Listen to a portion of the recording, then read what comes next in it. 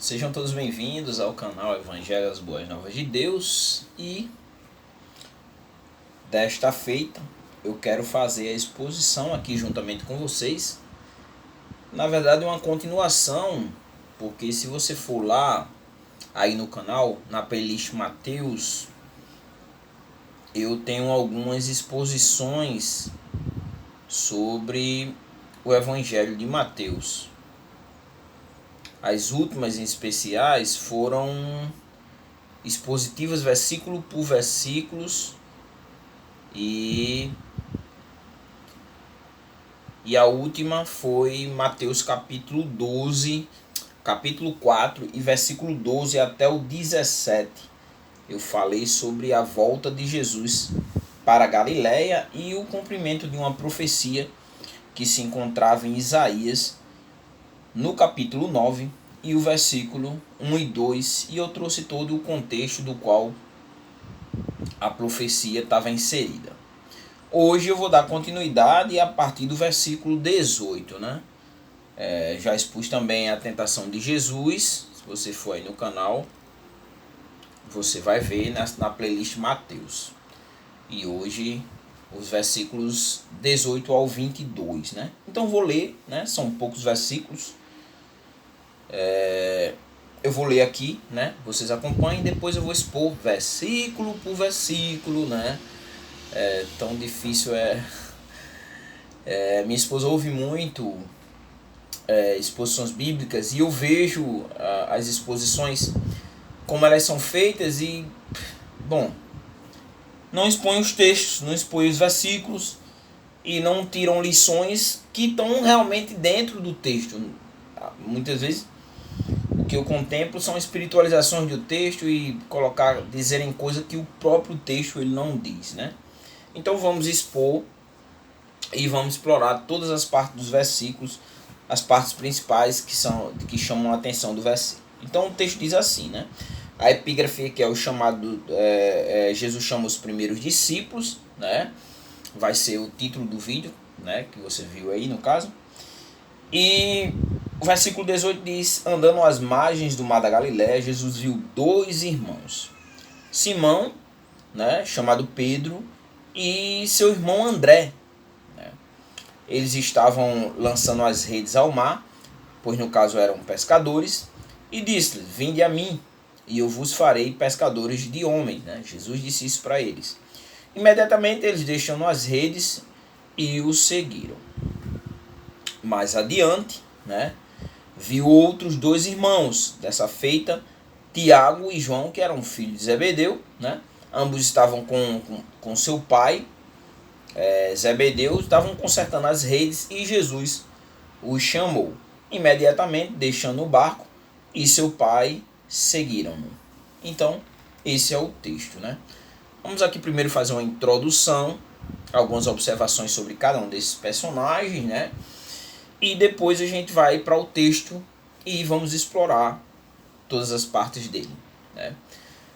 Esse encontro aqui que Jesus descreve não foi o primeiro encontro de Jesus com Pedro e André. Ele já havia encontrado eles lá perto de Betânia, né? Na região ali do Jordão, onde talvez, né, o Macato defende isso, André e Pedro tenham se tornado discípulos de João Batista. Você constata isso em João capítulo 1 e versículo 35 ao 42, né? Em onde eles deixaram João para seguir Jesus por um tempo, depois eles voltam para Cafarnaum. Então não foi esse o primeiro encontro de Pedro e André com Jesus. O texto apresenta aqui, né, 4 personagens que se tornaram discípulos de Jesus e sucessivamente apóstolos, foram os primeiros discípulos aqui nesse texto escolhidos por Jesus, dos quais eram pescadores, né? Pedro, André, seu irmão, Tiago e João, que também eram irmãos, né? Desses nós podemos constatar que Pedro, Tiago e João eram mais íntimos, tinham intimidade maior com Jesus, né? Pedro posteriormente se tornou líder dos apóstolos, né? E uma curiosidade é que quem levou Pedro a Jesus foi André. Nós vemos isso em 1 João capítulo 1 e o versículo 40 ao 42, né? Tiago, filho de Zebedeu, né, irmão de João, uma curiosidade sobre ele é que ele foi um Marte, né, o primeiro Marte a usar a coroa o primeiro a usar a coroa de Marte, né? Nós já tínhamos tido Estevão, né? Porque no caso de Tiago, desses aqui vai ser Tiago, mas nós temos o martírio de Estevão no capítulo 7 de Atos, 7 ou 8, 7 de Atos, caso eu não esteja enganado, né?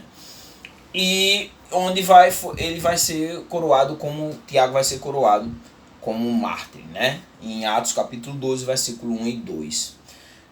João aqui, né? O apóstolo João, ele é considerado o discípulo amado, né? Por Jesus. Nós vemos isso em João capítulo 19, versículo 26 e 27, né?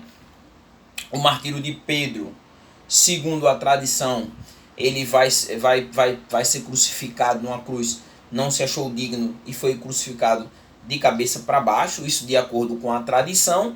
E André, ele foi crucificado em uma cruz em forma de X, né?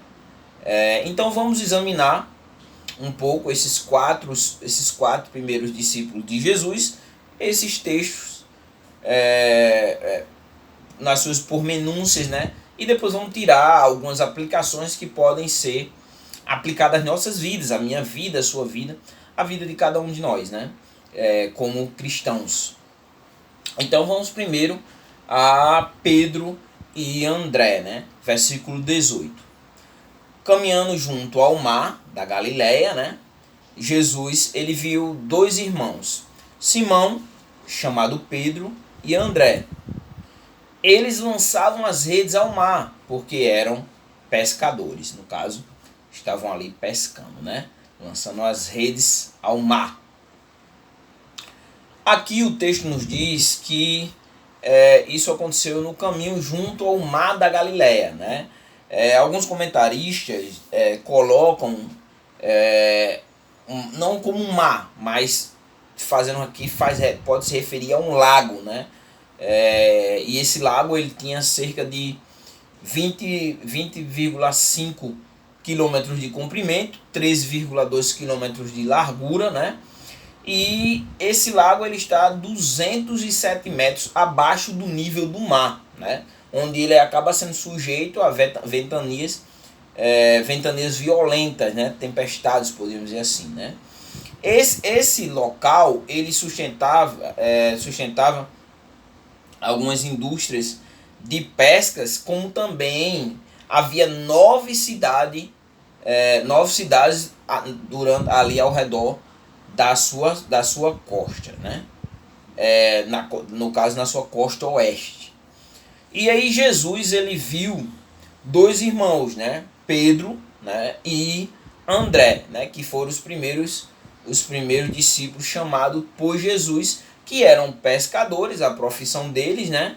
E eles lançavam ali as redes ao mar, né? Simão, né? O nome Simão, né? Simão Pedro, o nome Simão, ele era muito comum entre o povo judeus, né?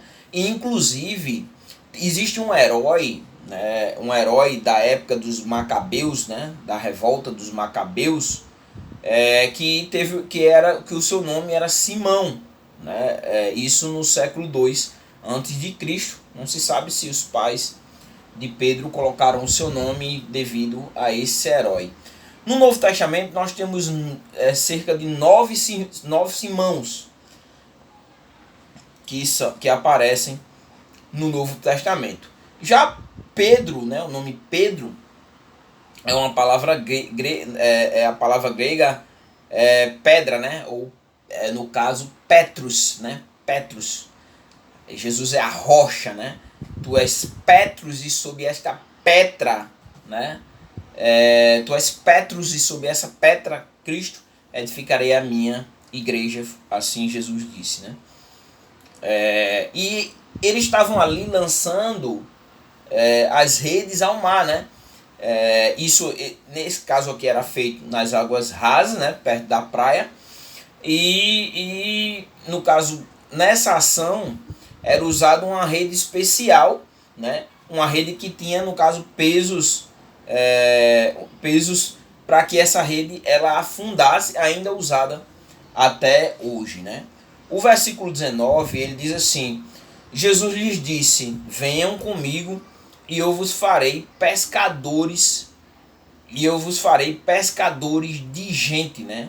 Então o texto diz que Jesus faria deles pescadores de gente.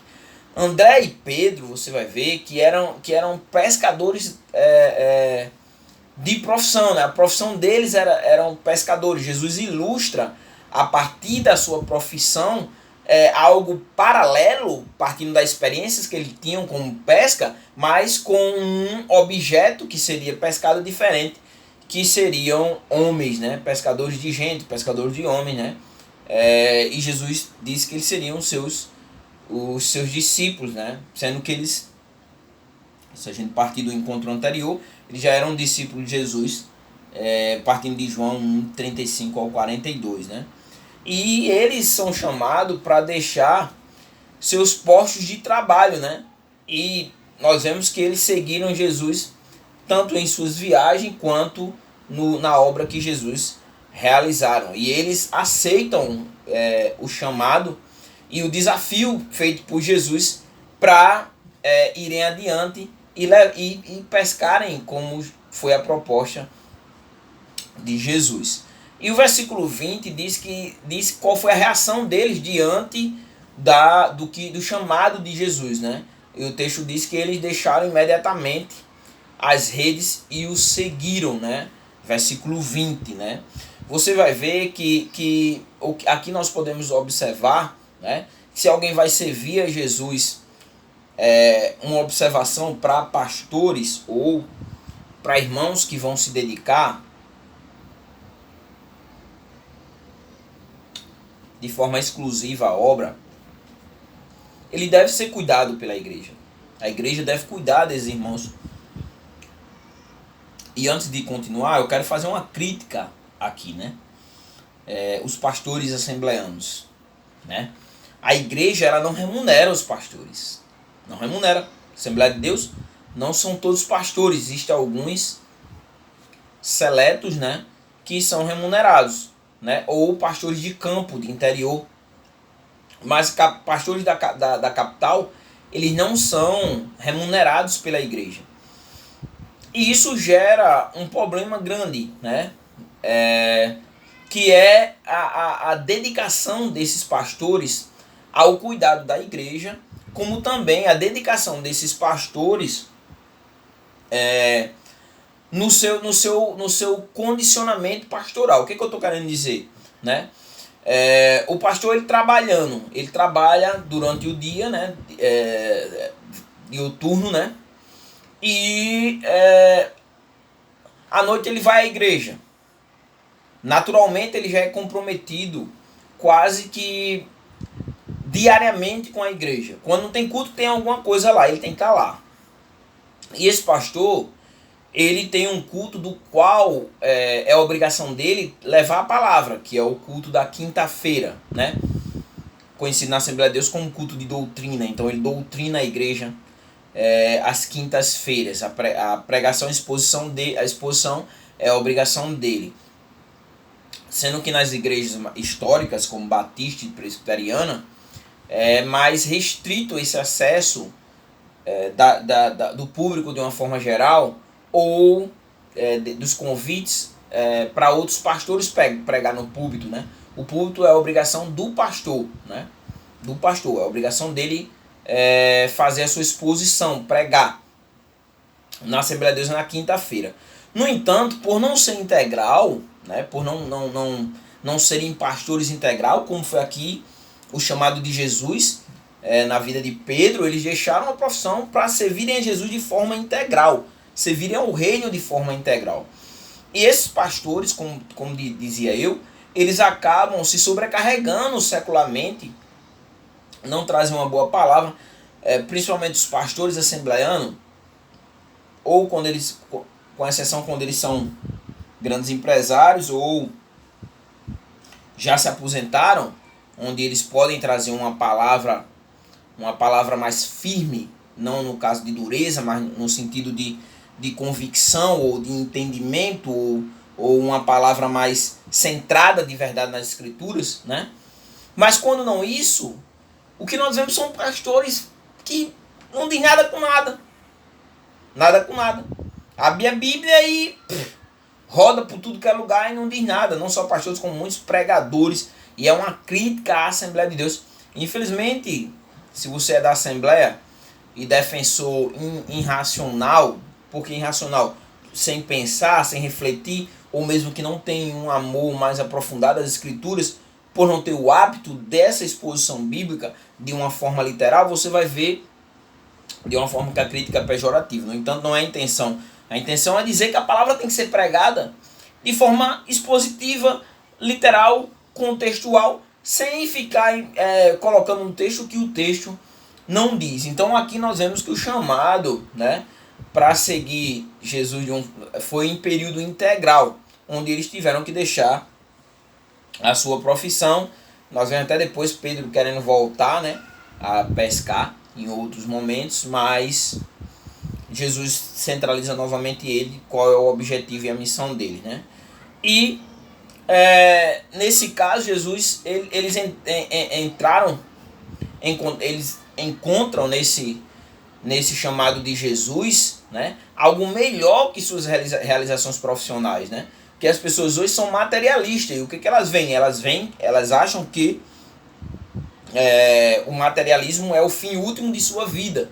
E o reino dos céus, o reino de Deus, eles ficam não sabe lá qual lugar, né? Sendo que a prioridade deve ser o reino dos céus, como nós veremos quando chegar às aplicações. E o texto diz que eles seguiram, então eles colocaram Cristo como prioridade de suas vidas, abraçaram uma nova forma de vida, uma nova cosmovisão, né? E reconheceram o chamado de Cristo. Do versículo 21 o versículo 21 e 22, nós temos a segunda parte, que é o chamado de Tiago e João. Versículo 21 diz assim: Tiago, filho de Zebedeu, e João, o irmão dele. Versículo 21. Pouco mais adiante, Jesus viu outros dois irmãos, Tiago, né, que era o filho de Zebedeu, e João, o irmão dele, né? Então nós temos aqui a localização do pai dele, Zebedeu, e que João e Tiago eram irmãos, né? E eles estavam no barco em companhia de seu pai, consertando as redes, e Jesus os chamou. Tiago, nós vemos que Tiago ele nunca é mencionado de forma separado de João, né? Sempre é mencionado Pedro, Tiago e João junto, né? Nós vamos ver até que existem alguns eventos que foram particularidade deles, né? Tiago acabou sendo martirizado sobre Herodes Agripa I, né? E sua morte marcou o início de um tempo de severa perseguição, né? No caso de João, João é conhecido como discípulo amado, né? João foi o autor do evangelho que leva o seu nome, o evangelho de João, né? Como também João foi o autor de 1ª, 2ª e 3ª João epístolas, né? E também o livro de Apocalipse, o livro profético que nós temos no Novo Testamento, né? Eles eram filhos de Zebedeu e Salomé, né? E eram conhecidos como os filhos do trovão, né? Inclusive, João era um dos discípulos mais próximos de Jesus, considerado discípulo amado, né? E ele participou de alguns eventos importantes, né? Assim também como Pedro, Tiago e João, né? A última ceia, a crucificação. João permaneceu com Jesus durante a crucificação, né? Participaram da ressurreição da filha de Jairo, Mateus 9, 23 e 26. A transfiguração de Jesus, né? Marcos 9, 2, né? Estiveram com Jesus no Getsemane, né? Marcos 14, 13. E inclusive Jesus o encarregou de cuidar da sua mãe Maria após a sua morte. João capítulo 19, versículo 26 e 27, né? E o texto diz também o que eles faziam ali com o seu pai, né? Que eles estavam consertando exatamente as redes, né? Estavam reparando estavam reparando ali para a pesca, né? Reparavam a rede ali para ir pescar, né? Então fazendo a manutenção das redes quando Jesus o chamou. Nós vemos o chamado eficaz de Jesus, né? Um chamado proposital para um objetivo, né? E Jesus ali faz uma convocação. E o versículo 22 diz que eles no mesmo instante deixaram o barco e seu pai e seguiram, no caso, a Jesus, né? No mesmo instante, né? Eles deixaram o barco e seu pai para seguir a Jesus, né? Nós vemos a obediência, eles obedeceram ao chamado, né?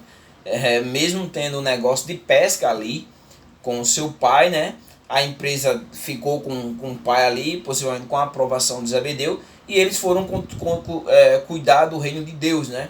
Logo, Jesus passou a ser o guia de suas vidas, como também de Pedro e André. Diante de tudo isso, né, que nós ouvimos até aqui, né, que nós estudamos até aqui, né, nós podemos tirar algumas aplicações para nossas vidas, né? E a primeira delas é que Deus nos chama e nos capacita, né? Se a gente partir do princípio de que eram pescadores, né? Logo não era uma profissão intelectual. O que eu quero dizer? Não eram pessoas, né, que eram ali tinham conhecimento aprofundado, teórico da lei, não eram doutores da lei, mas pescadores, né? E ali Jesus captura ele pelas redes da graça de Deus, né? E os atrai, né? E logo recruta ele, né? São recrutados para recrutar almas para o reino de Deus, né? Uma coisa que nós devemos entender nesse recrutamento com relação ao objetivo, que seriam se tornarem pescadores de homens, né? E aí existe um método para esses pescadores de homens que hoje está em déficit, né? Agora há pouco, com um motorista de aplicativo, eu levei um jovem para sua casa e durante o percurso, né? Ele era um jovem homoafetivo. E durante o percurso nós conversávamos ali sobre a igreja, né? Eu não vou descrever aqui a igreja para não usar ela de forma pejorativa, mas é uma igreja de jovens aqui bem conhecida de Natal, não vou dizer o nome. E a gente conversávamos ali e eu tentava especular o que ele conhecia, entendia a respeito de Jesus, como que eram as exposições, como que eram as pregações. E o que se observava ali era que ele não tinha um conhecimento sobre o Evangelho, sobre quem era Jesus e qual era o objetivo de ser um servo de Cristo e o que é ser igreja. Então, o método hoje que tem sido usado pelas igrejas são métodos que nós contemplamos, métodos atrativos, no entanto, não pelo objeto correto. E qual seria? Primeiro o ID, Marcos 16:15, né? E o método é o Evangelho, que é o poder de Deus, para transformar as vidas de uma forma regeneradora, né? Que é o Evangelho, que o apóstolo Paulo expressa muito bem em Romanos capítulo 1, 16 e 17, né? E como também dentro dessa metodologia é o ensinar a essas pessoas a guardar o que Cristo ensinou, Mateus capítulo 28 e 20, como também os sacramentos, o batismo, né? O batismo nas águas, né? A participação na ceia, batismo nas águas, Mateus 28, 19, participação na ceia, 1 Coríntios 11, 23 ao 32, né? E o fim último é uma preparação para o advento de Cristo a partir da santidade, sem a qual ninguém verá a Deus. Santidade é mudança de vida, é transformação de vida, é uma conduta diferente, é uma cosmovisão, não viver de acordo com aquilo que eu quero viver, mas viver de acordo com aquilo que Cristo quer que eu viva, da maneira que Cristo quer que eu viva, não de acordo com as minhas regras, mas de acordo com o que as Escrituras diz. É interessante que no comentário da Central Gospel, né, eu gosto muito desse comentário, recomendo você comprar, são 2 volumes, não está aqui infelizmente, está lá na sala, na biblioteca, e eu não vou pausar para pegar, mas recomendo você botar aí, comentário bíblico Central Gospel, você vai encontrar ele. Ele traz algumas lições aqui que podem ser aplicadas às nossas vidas, né? E uma delas é que Deus se alegra em usar pessoas simples, né? No entanto, isso não quer dizer que a simplicidade no sentido que nós vemos hoje nas igrejas neopentecostal de ignorância. Deus, ele pega as pessoas que não têm qualificações, no entanto ele prepara e qualifica, né? Um sapateiro como o Moody, né? O Charles Spurgeon, o príncipe dos pregadores, progressivamente um crescimento espiritual, teórico e prático, né? No entanto, não é no sentido de que Deus escolhe as pessoas, independente do lugar onde elas estejam, em sua simplicidade, e as capacita. Então Deus se alegra em usar pessoas simples. Outra observação, outra aplicação que esse comentário nos traz é que tudo que aprendemos na nossa vida e na nossa profissão tem valor quando servimos a Cristo. Os pescadores puderam usar a sua experiência para pescar vidas para o Senhor, né? A paciência, jogar a rede, né? Usar a isca. No entanto, eles também foram usados a partir da sua profissão, e Jesus fez uma equiparação, inclusive, que eles seriam pescadores de homem. A terceira coisa que esse comentário nos traz como aplicação é que uma prova da verdadeira obediência é aceitar o chamado na mesma hora, né? E nós vemos que isso aconteceu com os 4, tanto Pedro e André, quanto também Tiago e João.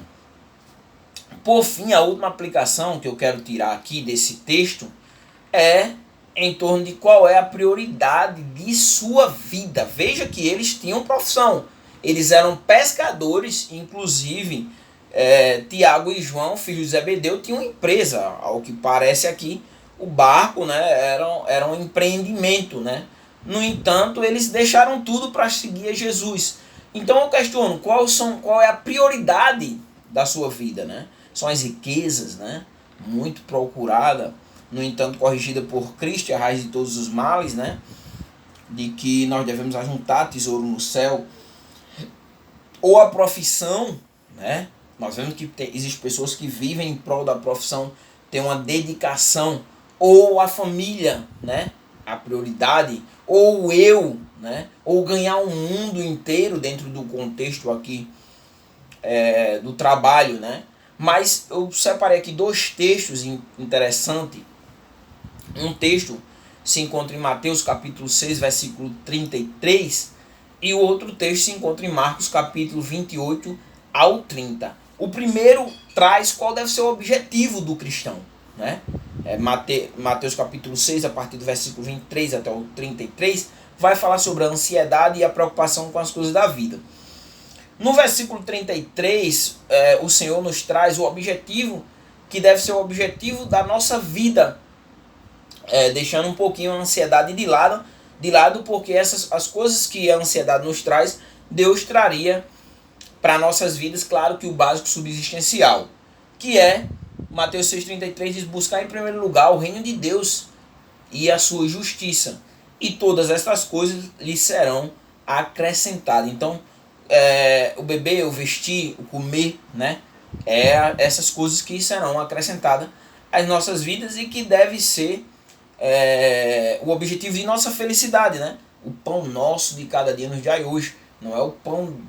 É interessante até o maná. O maná ele não podia ser guardado por muitos dias, né? Senão se estragava. E na oração é dito, né? Pai nosso que estás nos céus, né? O pão nosso de cada dia nos dai hoje, né? Então, cotidiano, mostrando que o Senhor cuida das nossas vidas. E é interessante também, no caso de Marcos, capítulo 10, versículo 28 até o 30, o questionamento dos discípulos, em especial de Pedro, com relação ao que ganhariam por ter deixado tudo para seguir a Jesus, né? E no versículo 28 de Marcos capítulo 10 diz assim: então Pedro começou a dizer-lhes: eis que nós deixamos tudo e seguimos o Senhor, né? E Jesus respondeu: em verdade eu lhes digo que não há ninguém que tenha deixado casa, irmãos, irmãs, mãe, pai, filho ou campos por minha causa e por causa do evangelho da boa notícia, que não receba já no presente 100 vezes mais casas, né?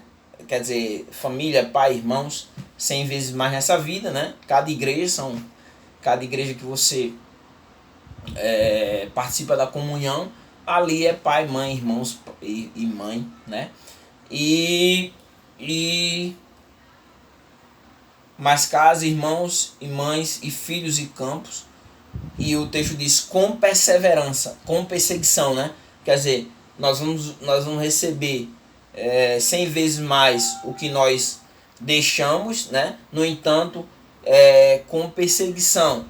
Mas se essa perseguição nos levar à morte, o texto diz: no mundo por vir receberá a vida eterna, que eu considero que é o maior bem para nossas vidas, para a vida de um cristão.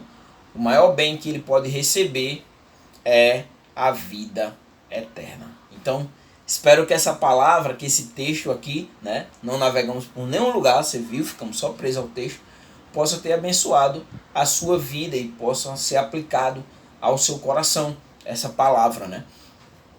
Compartilhe esse vídeo com outras pessoas, como também, se você não é inscrito no canal, se inscreva no canal, né? E que Deus possa abençoar a sua vida, leia a Bíblia, né? E só lhe dê a glória somente a Deus. Que Deus abençoe.